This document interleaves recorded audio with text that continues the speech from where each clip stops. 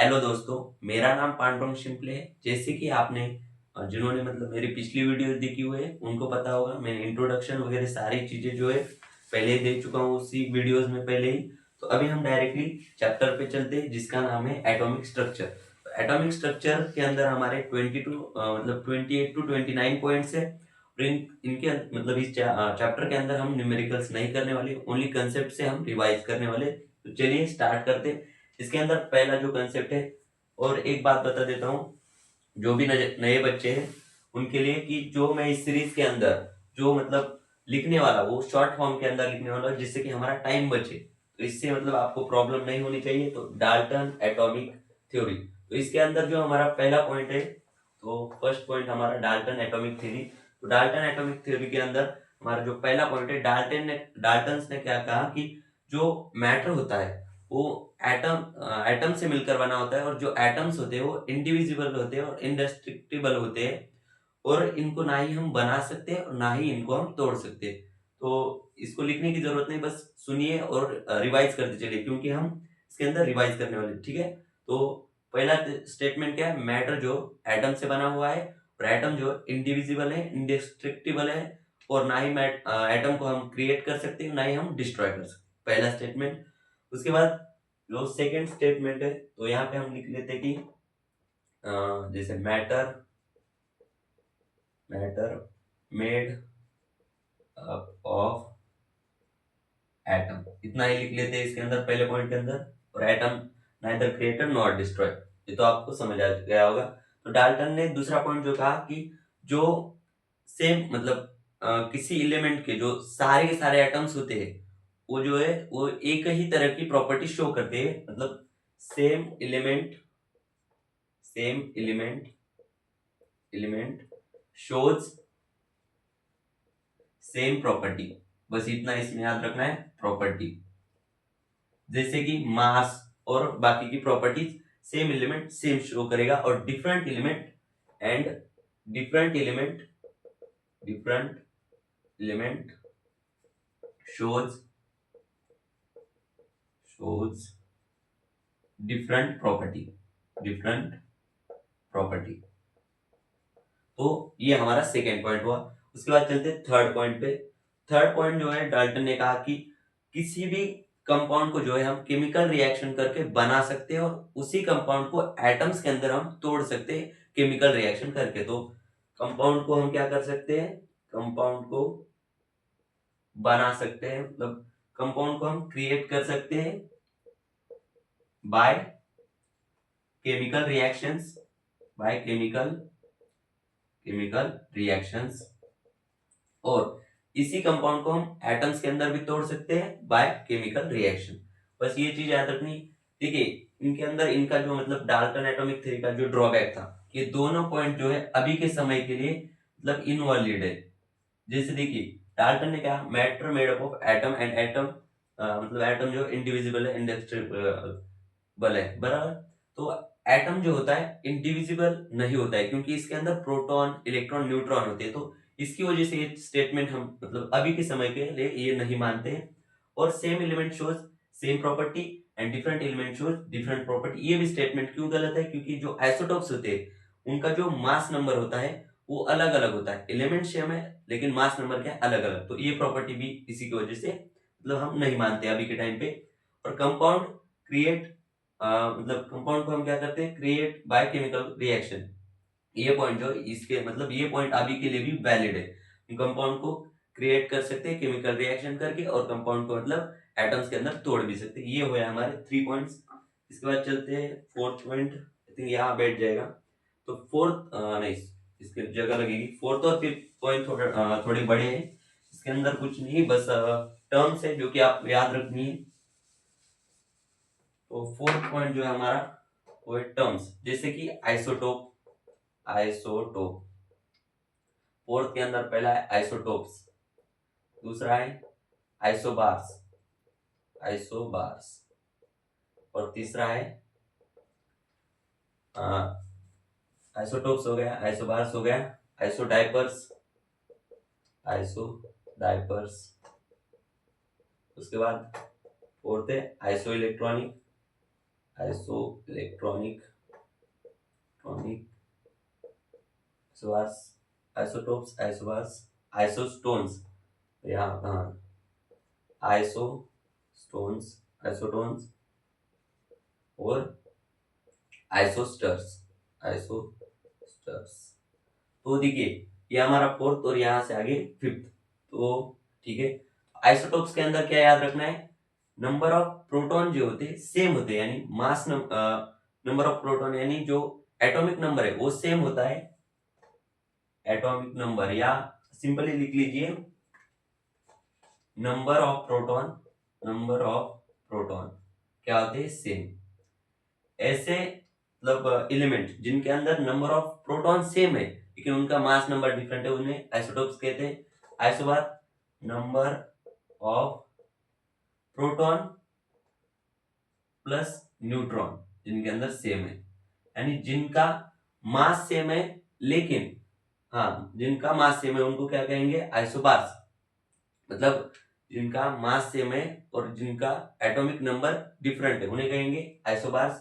उसके बाद आइसोडाइपर्स, इसके अंदर जो है n माइनस पी सेम होता है, यानी n जो है नंबर ऑफ न्यूट्रॉन्स है और p जो है नंबर ऑफ प्रोटॉन्स है, तो n माइनस पी सेम।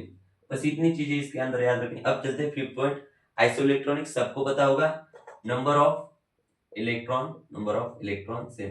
बहुत ज्यादा इंपॉर्टेंट नहीं है, ये इंपॉर्टेंट है और ये इंपॉर्टेंट है, तो अब ये और ये भी याद रखेंगे तो भी काम मतलब चल जाएगा। आइसोस्टर के अंदर आइसोस्टर जो है आइसो इलेक्ट्रॉनिक एटम के लिए यूज किया जाता है, और आइसोस्टर जो होता है वो कंपाउंड या मॉलिक्यूल के लिए यूज होता है।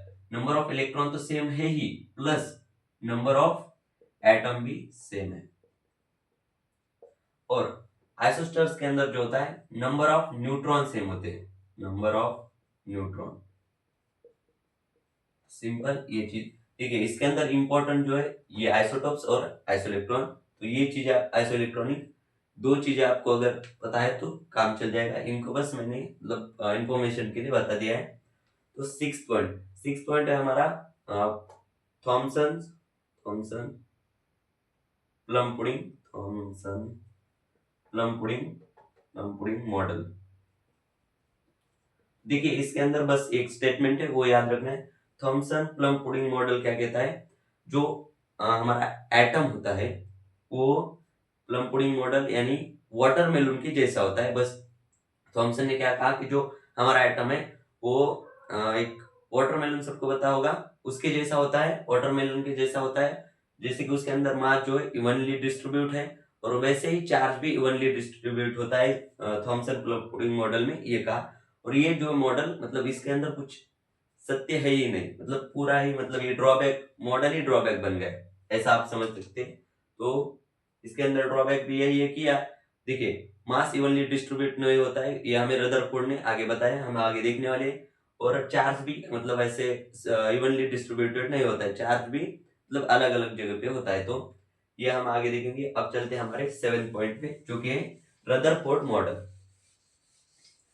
तो रदरफोर्ड, देखिए रदरफोर्ड अल्फा रे स्कैटरिंग एक्सपेरिमेंट तो सबको पता होगा। 7th point Rutherford model, Rutherford model alpha रे स्कैटरिंग एक्सपेरिमेंट सबको पता होगा। उसके हम 7th पॉइंट में लिखने वाले कंक्लूजन जो रदरफोर्ड ने दिया, उन्होंने कहा जो एटम है उसके अंदर जो मोस्ट ऑफ द स्पेस है वो एम्प्टी है, और जो मास है वो एक सेंट्रल पे मतलब उसका पूरा मास एक सेंटर पे प्रेजेंट है जिसको हम न्यूक्लियस कहेंगे। ये इनका पहला स्टेटमेंट था। क्या स्टेटमेंट था कि जो एटम का जो मोस्ट ऑफ द पार्ट है, एटम एटम का most of the part, atom का मोस्ट ऑफ द पार्ट जो है वो एम्प्टी है, पार्ट एम्प्टी।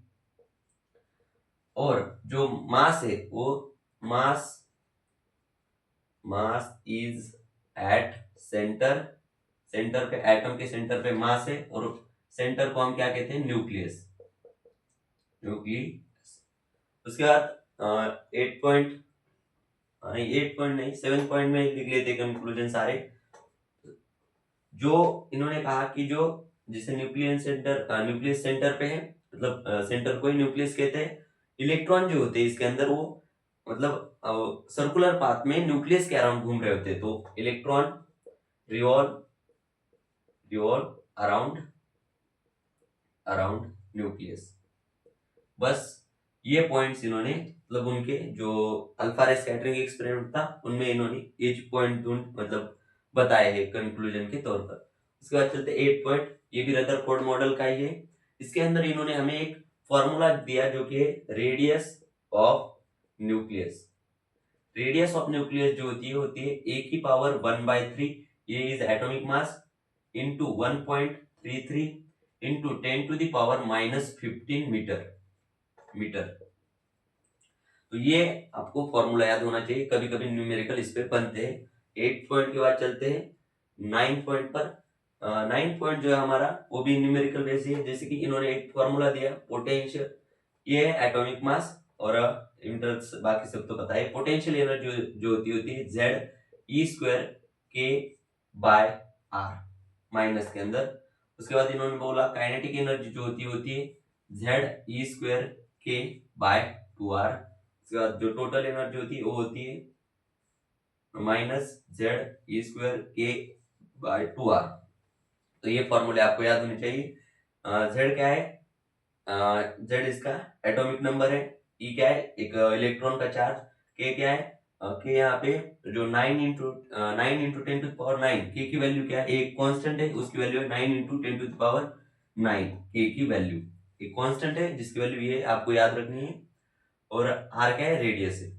सिंपल ये फॉर्मूले है। जैसे कि आप अगर potential energy in terms of kinetic energy अगर लिखना चाहते हैं तो क्या आ जाएगी, -2 टाइम्स काइनेटिक एनर्जी। वैसे ही potential energy in times of total energy लिखना चाहते हैं तो क्या आ जाएगा, 2 टाइम्स टोटल एनर्जी। सिंपली ये रिलेशन भी आपको याद होना चाहिए। ये हमारा हुआ 9 पॉइंट। इसके बाद चलते हैं 10 पॉइंट। तो 10 पॉइंट जो है हमारा वो भी रदरफोर्ड मॉडल का ही है। तो 10 पॉइंट में ठीक है, रदरफोर्ड मॉडल का जो ये था मतलब ड्रॉबैक, वो है हमारा 10 पॉइंट।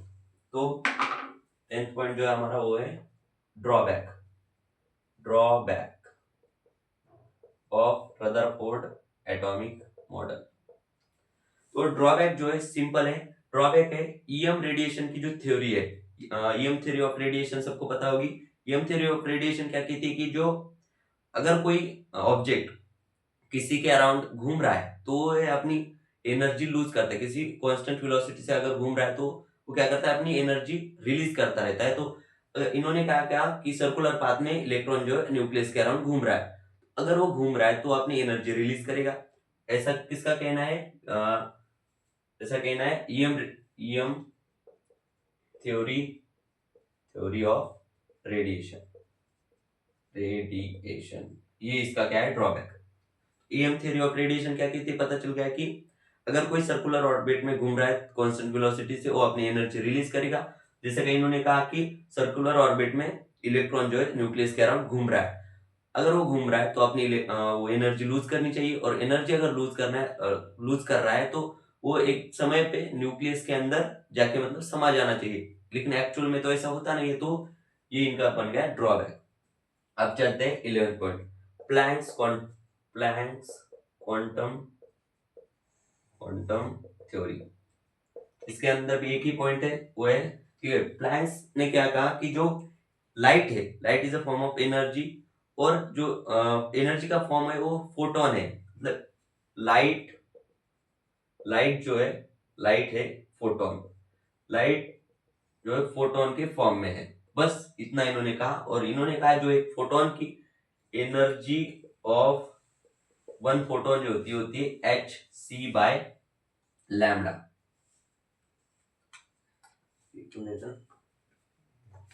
hc/λ। लैम्डा यहाँ पे वेवलेंथ है, h प्लैंक्स कांस्टेंट है, c स्पीड ऑफ लाइट है। बस इतने, स्पीड ऑफ लाइट की वैल्यू होती है 3 × 10⁸। सिंपल, इतनी चीज आपको याद होनी चाहिए। उसके बाद चलते हैं 12 पॉइंट है हमारा बोहर मॉडल। वो बोहर मॉडल को ऊपर ही लिख लेते चलिए, क्योंकि बोहर मॉडल भी काफी बड़ा मॉडल है। तो बोहर मॉडल हमारा 12 पॉइंट है, 12 पॉइंट है बोहर मॉडल। ठीक है, बोहर मॉडल के अंदर बहुत सारे मतलब कंसेप्ट है, लेकिन उसके अंदर जो इम्पोर्टेंट कंसेप्ट है वही मैंने लिए। तो उसके अंदर पहला जो इम्पोर्टेंट कंसेप्ट वो है कि जो ईएम रेडिएशन जो होती है, ईएम रेडिएशन जो होती है उनकी जो वेलोसिटी होती है वो होती है speed of light. EM radiation velocity velocity is equal to speed of light.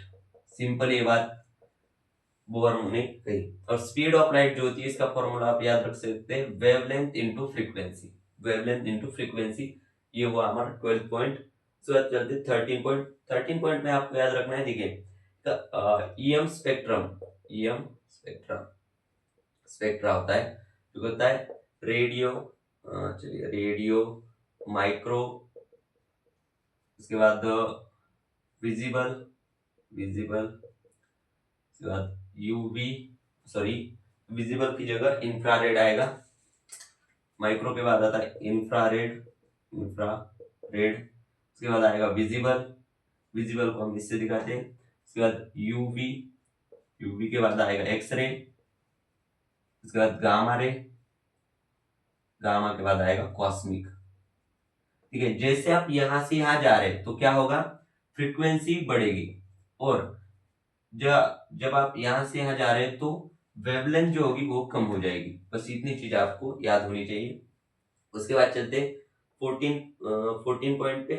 तो 14 पॉइंट जो है वो है हमारा कि ठीक है, इन्होंने भी बोहर ने भी यही चीज बोली कि जो इलेक्ट्रॉन होता है वो सर्कुलर ऑर्बिट में घूमता है, लेकिन वो एक फिक्स्ड ऑर्बिट के अंदर घूमता है और एक फिक्स्ड वेलोसिटी की, मतलब फिक्स्ड वेलोसिटी से घूमता है, और इसका जो एंगुलर मोमेंटम होता है वो मल्टीपल में होता है। तो इन्होंने कहा कि हाँ, इलेक्ट्रॉन घूमता है, ये बात सत्य है, लेकिन इसको जो है मतलब जो हमारे रदरफोर्ड थे वो इसको एक्सप्लेन नहीं कर पाया कि क्यों घूम रहा है, कैसे घूम रहा है, मतलब क्या चीज हो रही है। इन्होंने कहा कि जो इलेक्ट्रॉन होता है घूम रहा होता है फिक्स्ड ऑर्बिट के अंदर, घूम रहा होता है फिक्स्ड एनर्जी के साथ घूम रहा होता है, और उसकी जो एंगुलर मोमेंटम होता है वो मल्टीपल होता है NH/4π के।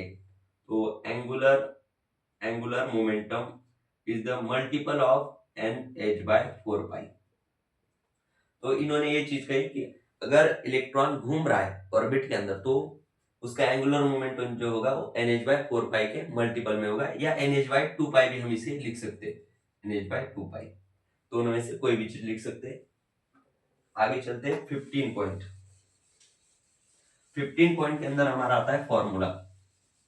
ठीक है, 15 पॉइंट के अंदर जो है वो है हमारा, बोहर ने जो एक ने 3 फॉर्मूले दिए। तो पहला फॉर्मूला जो है बोहर ने दिया radius of orbit, radius of orbit जो कि होता है 0.529 इंटू n² एमस्ट्रॉम। ये सिंपल सा फॉर्मूला आपको याद होना चाहिए। एन जो है यहाँ पे ऑर्बिट है, मतलब जो शेल है, एन जो है वो शेल नंबर है, और जेड जो है एटॉमिक नंबर है। उसके बाद चलते हैं सेकेंड पॉइंट पे। इन्होंने कहा जो स्पीड ऑफ ऑर्बिट होती है, स्पीड ऑफ ऑर्बिट का फॉर्मूला दिया है 2.18 इंटू n/z metre, sorry into × 6 n/z metre पर सेकेंड। ये फॉर्मूला इन्होंने दिया। उसके बाद थर्ड आता है स्पीड ऑफ ऑर्बिटल, हो गया एनर्जी ऑफ इलेक्ट्रॉन की, एक इलेक्ट्रॉन की एनर्जी कितनी होती है किसी भी ऑर्बिट के अंदर, होती है -13.6 इंटू Z² इलेक्ट्रॉन वोल्ट। मोल कंसेप्ट मैंने इलेक्ट्रॉन वोल्ट का कन्वर्जन बताया, फिर से बताता हूँ। 1 इलेक्ट्रॉन वोल्ट जो होता है 1.6 इंटू 10⁻⁻19 वोल्ट।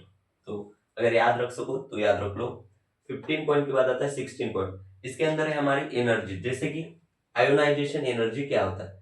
ठीक है, आयोनाइजेशन एनर्जी का सिंपल मतलब होता है कोई जो इलेक्ट्रॉन है अगर वो ग्राउंड स्टेट से इंफिनिटी पे जा रहा है तो उसे क्या कहेंगे हम, उस मतलब जो एनर्जी वहां पे खर्च होगी उसे आयोनाइजेशन एनर्जी कहेंगे। Ground to infinity, ground to infinity के लिए हम क्या कहते हैं, आयोनाइजेशन एनर्जी। उसके बाद आता है सेपरेशन एनर्जी। सेपरेशन एनर्जी का मतलब है एक्साइटेड स्टेट टू इंफिनिटी। अगर कोई इलेक्ट्रॉन एक्साइटेड स्टेट में और वो इन्फिनिटी पे जाता है तो वहां पे सेपरेशन एनर्जी का यूज होगा। उसके बाद आता है एक्साइटेशन एनर्जी। एक्साइटेशन एनर्जी का मतलब है ग्राउंड स्टेट से किसी एक्साइटेड स्टेट में जाना। एक्साइटेड स्टेट में एक्साइटेड स्टेट के अंदर जाना। सिंपल इतनी चीजें याद रखिए, आपका काम हो जाएगा। उसके बाद चलते हम हमारे 17 पॉइंट के ऊपर। 17 पॉइंट जो है वो भी काफी सिंपल पॉइंट है, वो हमारा स्पेक्ट्रा के ऊपर बेस्ड है।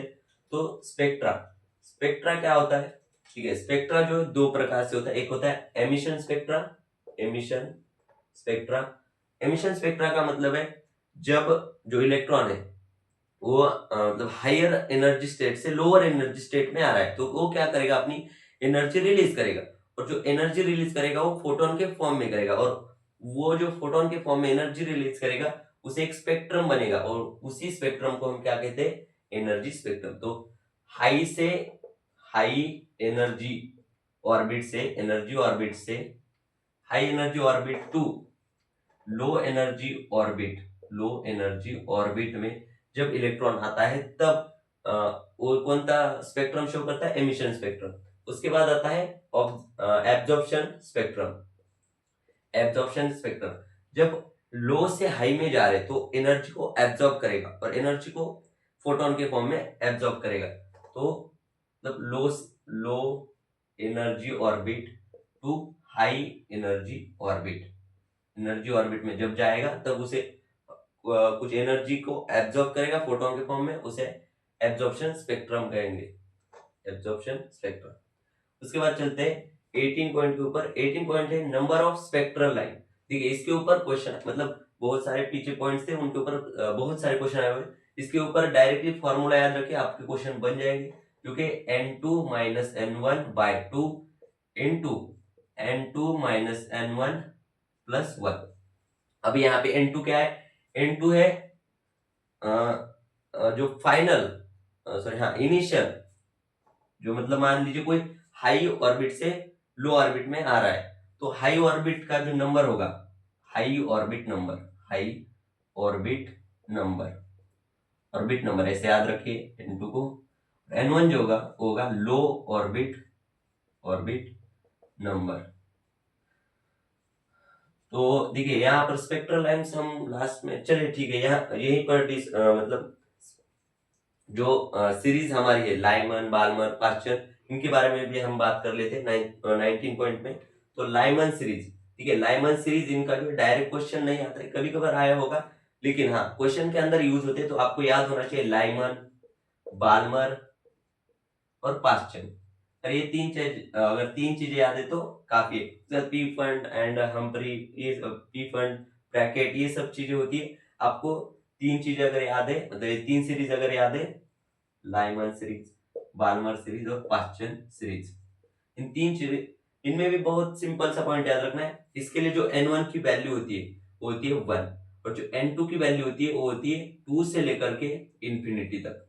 इसके लिए थोड़ा नीचे लिख लेता हूं, n1 की जो वैल्यू होती है वो होती है 2, और n2 की जो वैल्यू होती है वो होती है 3 से लेकर के इंफिनिटी तक। पास्चर के लिए n1 की वैल्यू होती है 3, और n2 की जो वैल्यू होती है वो होती है 4 से लेकर के इंफिनिटी तक। तो अगर आप किसी के लिए कैलकुलेट करना चाहिए, यहाँ पे n1 मान लीजिए लाइमन सीरीज के लिए बोल रहा है, n1 n2 की वैल्यू पुट कर दीजिए, आपको नंबर ऑफ स्पेक्ट्रल लाइंस मिल जाएंगी। सिंपल चीज। 19 point Lyman, Balmer, Paschen, Brackett, Pfund ये होती है। ब्रैकेट के लिए क्या हो जाएगा? n1 की वैल्यू 4 हो जाएगी, पी फंड के लिए n1 की वैल्यू 5 हो जाएगी, और वैसे n2 की वैल्यू ब्रैकेट के लिए क्या हो जाएगी? 5 से इंफिनिटी, पी फंड के लिए 6 से इंफिनिटी। सिंपल चीज है, बस ये तीन चीजें आपको याद होनी चाहिए, ये तीन सीरीज। उसके बाद चलते हैं हमारा 20 पॉइंट, जो कि है photo electric effect.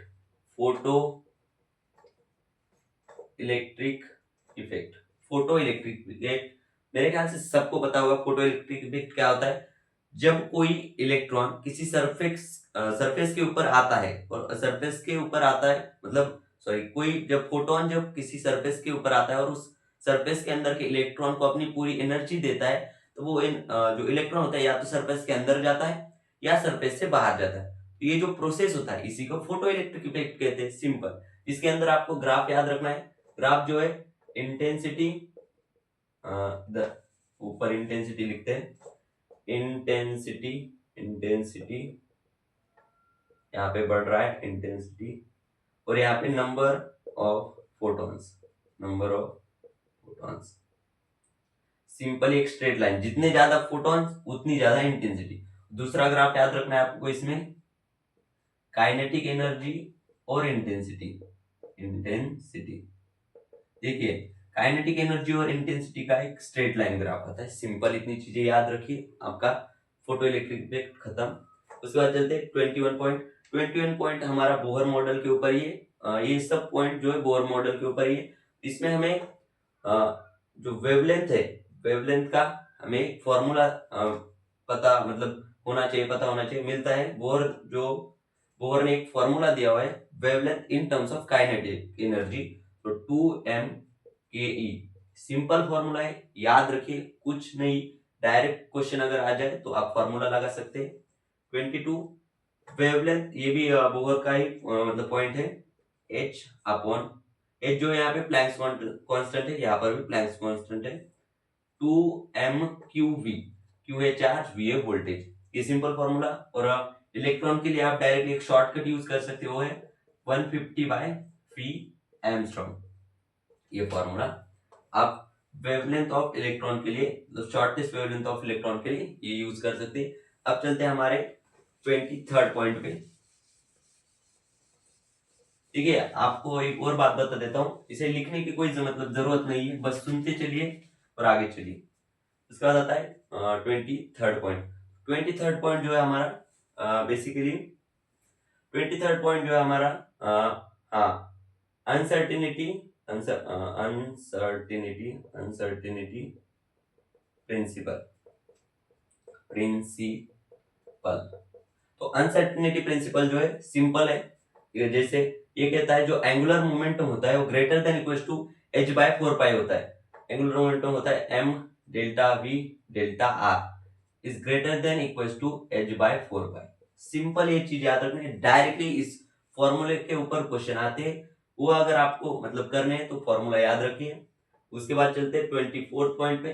24th point है हमारा ड्रॉबैक ऑफ बोहर मॉडल। यहाँ पे हमारा बोहर मॉडल खत्म होता है इस पॉइंट के बाद।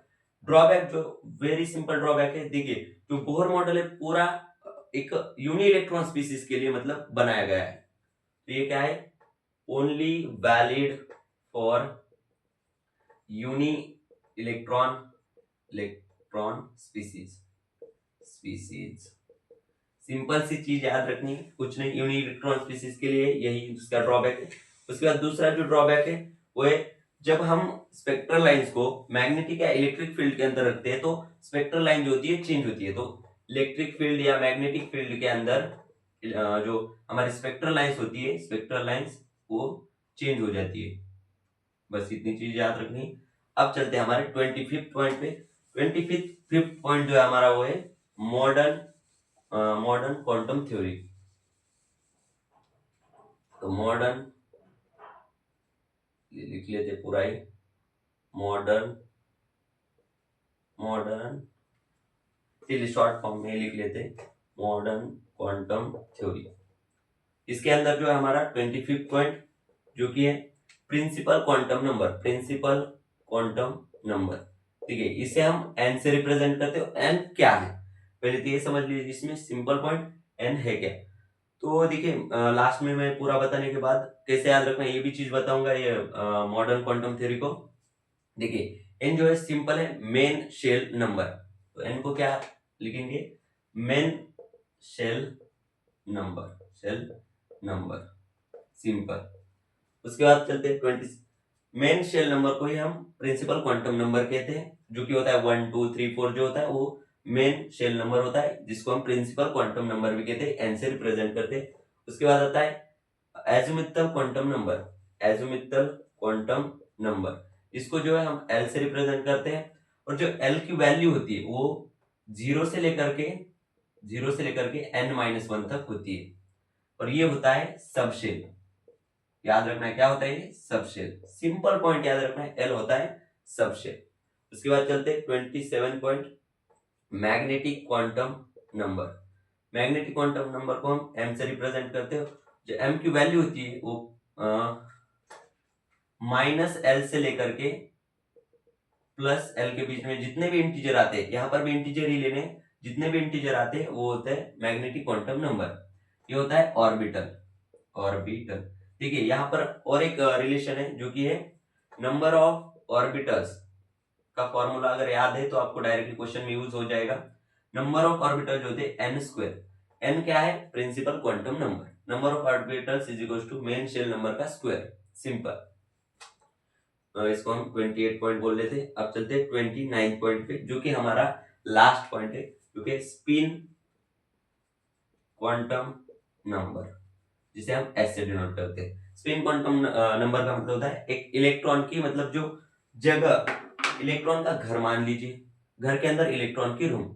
अब इसको जो याद करने का तरीका है वो मैं आपको बताता हूँ। तो यह रूम ऑफ इलेक्ट्रॉन ऐसे, मतलब शॉर्ट में, मतलब आपको याद रखने के लिए, जैसे देखिए spin magnet spin quantum number जो होता है दो प्रकार का होता है।